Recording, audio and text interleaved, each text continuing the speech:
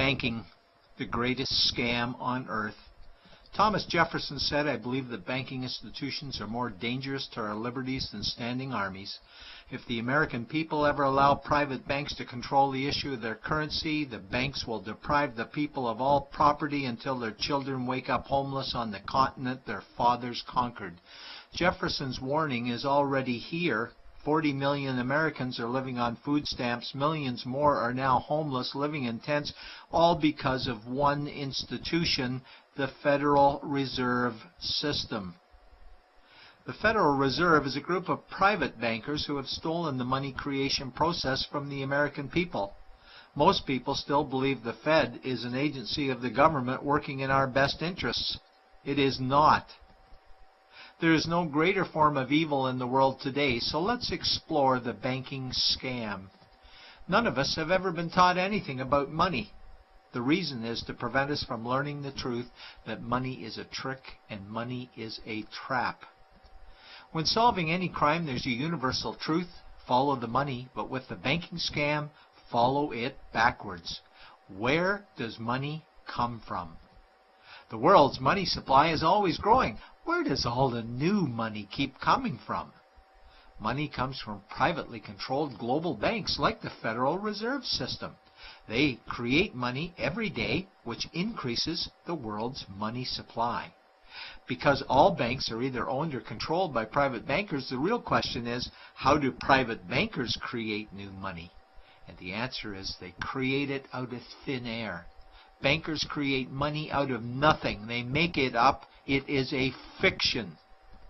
Wow. Godlike power to create something of value out of nothing. A stroke of a keyboard and money is created. In fact, only 3% of the world's money is even in the form of bills and coins, which means 97% of all money in the world is just numbers typed on a computer screen. This is part one of the banking scam. Money is created out of nothing. The second part of the scam is this phony money is issued as debt.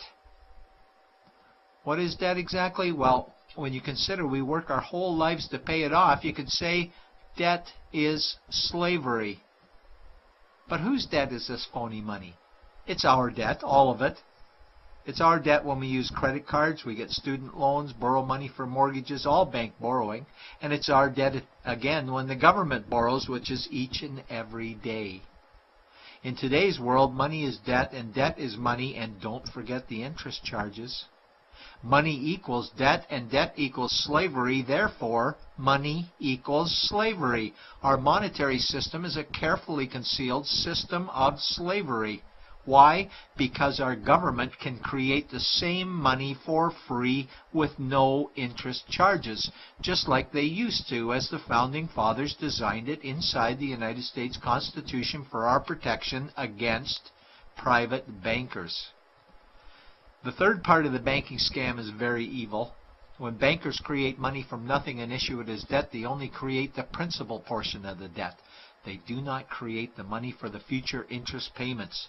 There is not enough money in existence for all of us to make our interest payments. In fact, our money creation system is even mathematically impossible.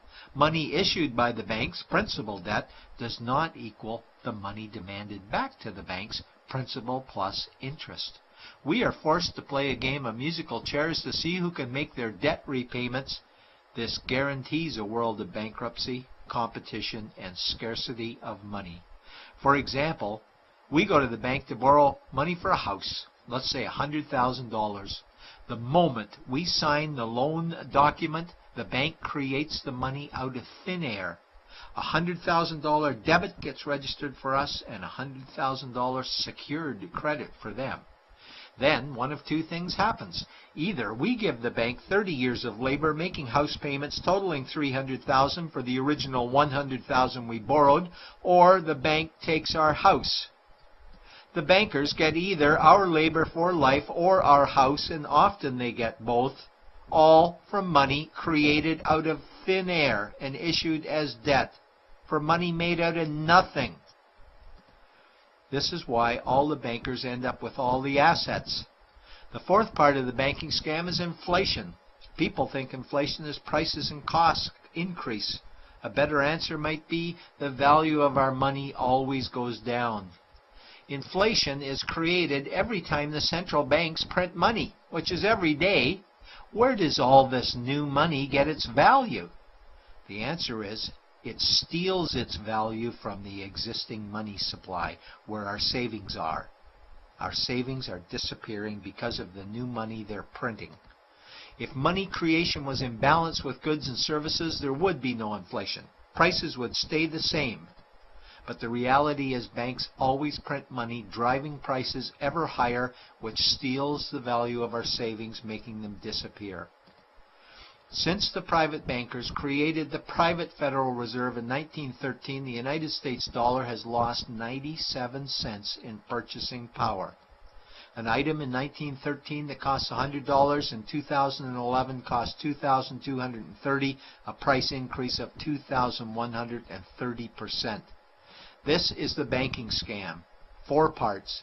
Private bankers create money out of nothing and charge interest on it. There is no money created for the future interest payments, and inflation steals our savings every day. In order for the banking scam to be pulled over our eyes, the bankers need help from the likes of paid-for politicians and appointed civil servants, military-industrial complex, mainstream media, multinational corporations, and the bankers' good buddies. For example, what do our banker-controlled television networks say about criminal bankers? "Oh, bankers are our saviors. Chairman is man of the year. He saved the world. Bankers really do deserve their bonuses. They're so smart."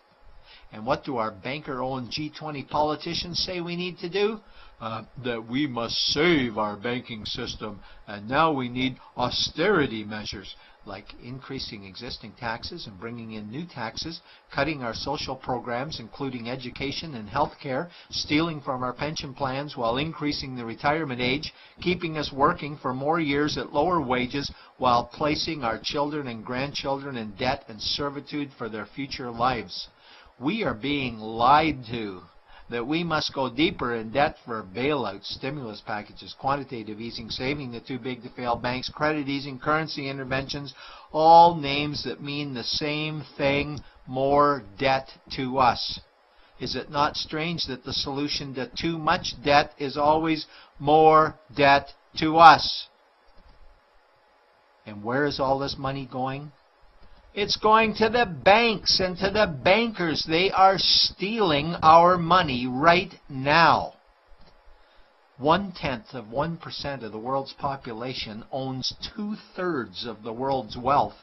This means that 99.99% of the world's population own less than 1/3 of the wealth, a decreasing amount because these guys are stealing it. We desperately need to wake up to the banking scam. It is time for change. To retake control of our money system, we must stop supporting the banking scam. Lincoln said the government should create all the currency and credit needed to satisfy the spending power of government and the buying power of consumers. Money will cease to be master and will then become servant of humanity. And Jefferson said the issuing power of money should be taken from the banks and restored to the people to whom it properly belongs. It's a pyramid scheme. And we, the people, are the bottom layers of the banking pyramid. Without our support, the banking scam collapses. We have to do it ourselves. Wake up, get active, wake others. Remove our money from the bank. Buy gold and silver coins. Get out of debt. Rip up your credit cards. These actions will bring down the banking scam. Only vote for politicians who support debt-free money, or run for office yourself, and turn off mainstream media to search for the truth while you still can. And support every effort to end the Federal Reserve System and all the privately owned central banks. Let's bring these criminals to justice to get our money and our countries back before it's too late.